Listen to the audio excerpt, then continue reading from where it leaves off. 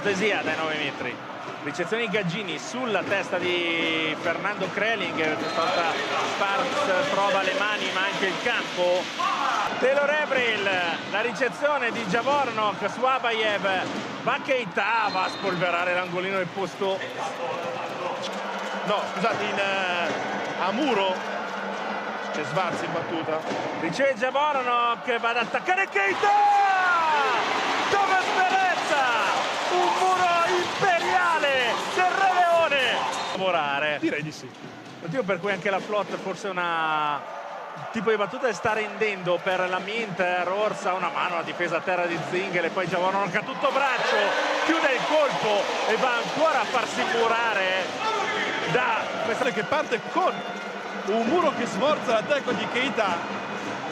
Sparks, questa volta una palla lavorata ricevuta a terra da Javornok che poi attacca, terzo muro subito da Javornok, questa volta esulta Eric Roers per portare Monza sul 2-0 con l'aiuto del nastro. La ricezione di Sani sulla testa di Abayev, dietro per Keita, stavolta sbaglia, no, c'è il muro, allora può rigiocare Verona. La difesa di Gaggini su Sani, Kreling va da Zaitsev, attenzione perché Verona è salva, Beretta prova a murare, Abayev dietro per Keita, il muro dello Zar, 2-0 Monza, 25-22. Taylor Avril, ricezione di D'Amico, corre Spirito dietro per Modric, il muro di Roers, qui la palla di Spirito era rimasta un po' bassa forse.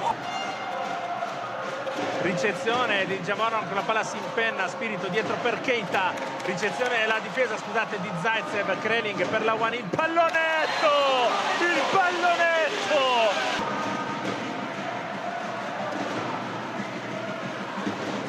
Ricezione in palleggio di Gaggini e poi calcioppa dietro per Lawani, altro muro, questa volta allunga i tentacoli. Rispondendo bene stranamente stavolta Javornok e Sani, cosa che finora non avevano fatto nei primi tre parziali. 9-2 di parziale, Avril va a schiantarsi contro il muro di Jensen e adesso fate Spirito in battuta. Ricezione di Martina sulla testa di Kreling e poi Schwarz, D'Amico prende una palla incredibile, poi Jensen a tutto braccio, toglie le mani a muro Avril, Zaitsev in bagger per Schwarz, altro muro di cortesia, 15 per Verona, meno 4.